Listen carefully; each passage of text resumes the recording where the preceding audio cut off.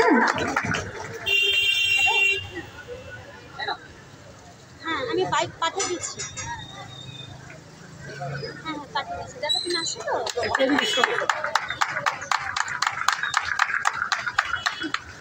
মঞ্চে উপস্থিত আছে আন্তরিক অভিনন্দন জানাই। আপনারা এবার একটা জায়গাতে দাঁড়ান। মনমন্দি অত্যন্ত ব্যস্ততার মধ্যে দিয়ে তিনি এসছেন, আমরা গর্বিত, আমরা অহংকার এই জন্য করছি। মনমন্দিকে বক্তব্যটা রাখতে দেওয়ার সুযোগ করে সুন্দরভাবে পরিচালনা করতে সহযোগিতা করছেন আমাদের সকলের প্রিয় পীযূষ সমাদ্দার। মঞ্চে 400 টাকার গ্যাস মোদি 10 বছরে 1000 টাকায় পৌঁছে দিয়েছে। মোদি গ্যাসের দাম কমায়নি মানা, ও কমিটমেন্ট করেছিল ভারতবর্ষের প্রধানমন্ত্রী আমাদের, আর বাংলার মুখ্যমন্ত্রী রেখেছেন, ভরসা রেখেছেন। তার সমর্থনে আজকে 3 নম্বর ওয়ার্ড প্রমোদনগর অটো স্ট্যান্ড সংলগ্ন অঞ্চলে আমাদের পথসভা। সেই পথসভায় ইতিমধ্যেই উপস্থিত হয়েছেন আমরা এতক্ষণ যার জন্য অপেক্ষা করেছিলাম, আপনার আমার আমাদের সকলের প্রিয়। এগিয়ে আসার জন্য অনুরোধ জানাবো। আমাদের যুব সভাপতি পিন্টু বল অসুস্থ, সেই কারণে আসতে পারেনি। পুষ্পস্তবক দিয়ে সম্মান জ্ঞাপন করছেন ছাত্র পরিষদের সভাপতি গোপাল হালদার মহাশয়। একটু করতালি।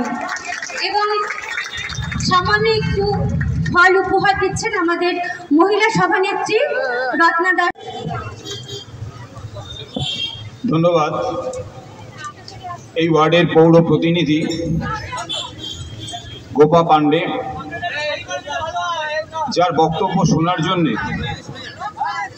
আপনারা এত লোক এখানে উপস্থিত হয়েছেন, এবং যার বক্তব্য সহ তৃণমূল কংগ্রেসের সম্মানীয় সভাপতি তথা 14 নম্বর ওয়ার্ডের পৌর প্রতিনিধি রাজু সেন শর্মা মহাশয়, যার উপরে 1 থেকে 17 নম্বর ওয়ার্ডে এই ভোট চলাকালীন মুহূর্তগুলিকে সুন্দরভাবে পরিচালনার দায়িত্ব দিয়েছেন আমাদের সকলের প্রিয় অভিভাবক অধ্যাপক শ্রী ব্রাত্য বসু মহাশয়। একবার রাজুদার জন্য জোরে করতালি। নির্দেশে প্রচারে গেছিলেন, এবং আপনারা খবরের কাগজে, টেলিভিশনের পর্দায় আপনারা দেখতে পেয়েছেন আমাদের বিধায়ক, রাজ্যের শিক্ষামন্ত্রী অধ্যাপক ব্রাত্য বসু আজকে সেলিব্রিটি স্পিকার হিসাবে বিভিন্ন জায়গায় বক্তব্য রেখেছেন। থেকে স্যারকে সম্মান জ্ঞাপন করলেন শনি মন্দির বয়স ক্লাবের সভাপতি প্রতুল বিশ্বাস।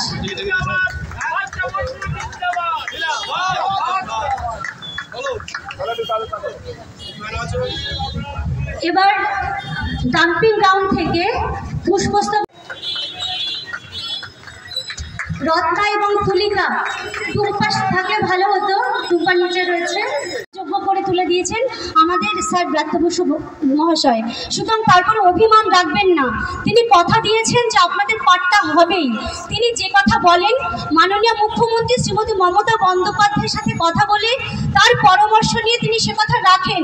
আজকের এই মঞ্চে দাঁড়িয়ে তিনি অবশ্যই আরো বেশি আসন নিয়ে চলে আসবে, খেলা হবে।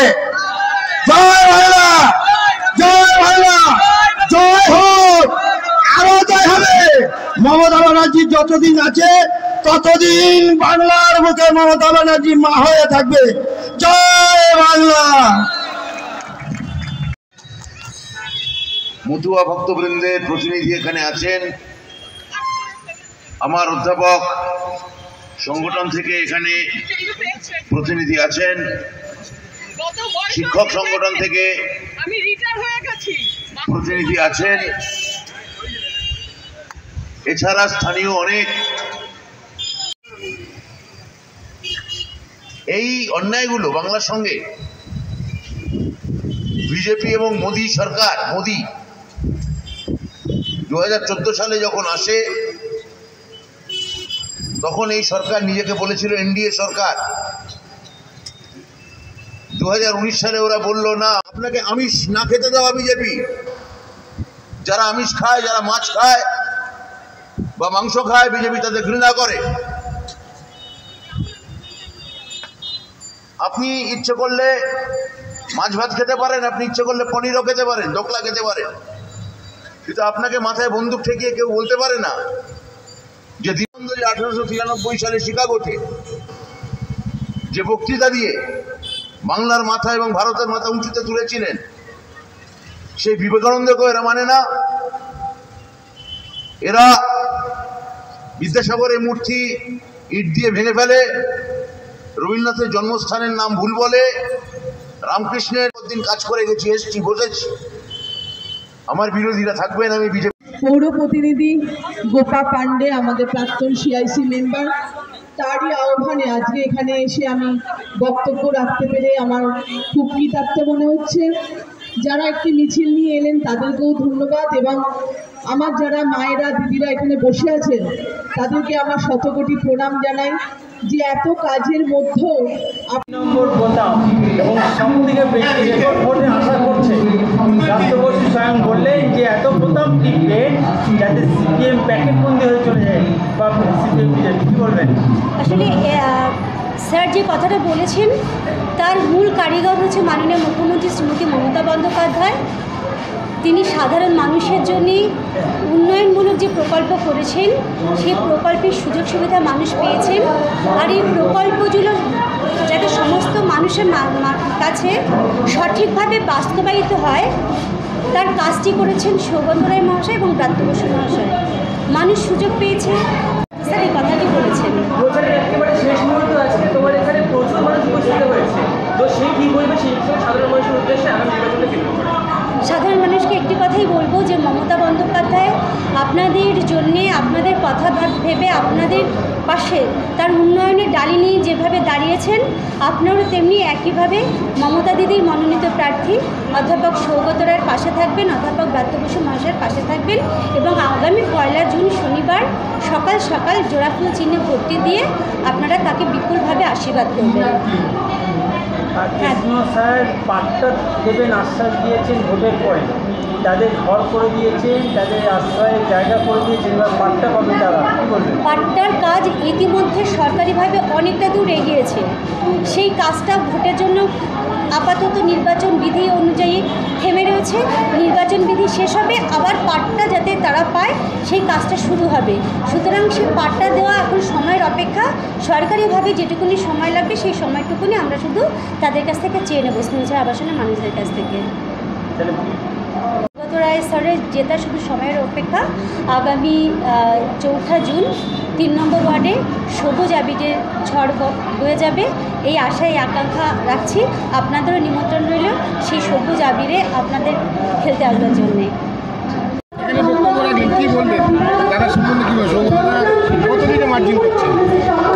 দেখুন, আমরা তো অনেকটাই আশাবাদী। আমরা সব সময় চেষ্টা করব অধ্যাপক সৌগত রায়কে আমাদের 1 থেকে 17 যতগুলো ওয়ার্ড এবং ওইদিকে 22টা ওয়ার্ড, 39টা ওয়ার্ড আমার বিধানসভায় অধ্যাপক ব্রাত্য বসুর নেতৃত্বে দমদমে সবচেয়ে বেশি ভোটে অধ্যাপক সৌগত রায়কে আমরা যেন জেতাতে পারি। তাদের উপর কোনো সাধু সন্তের উপর তৃণমূল আক্রমণ করেনি। সাধু সন্ন্যদের রামকৃষ্ণ মিশন থেকে ইসকন তাদের জন্য যে উন্নয়নের কাজ, বিজেপি 1 টাকাও, কেন্দ্রীয় সরকার 1 টাকাও দেয়নি। যা অর্থ দিয়েছেন আমার মুখ্যমন্ত্রী দিয়েছেন, মমতা বন্দ্যোপাধ্যায় দিয়েছেন।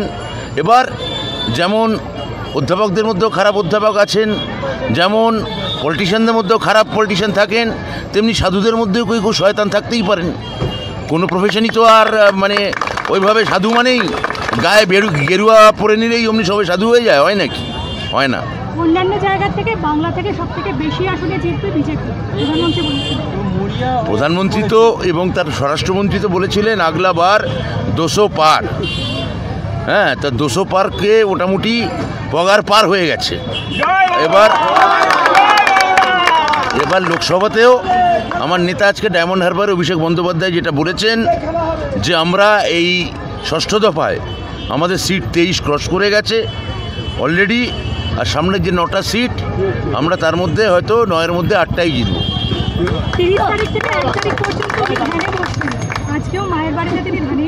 উনি যাতে মানে এই ধ্যান ব্যাপারটা খুব ভালো, ধ্যানে মনঃসংযোগ বাড়ে।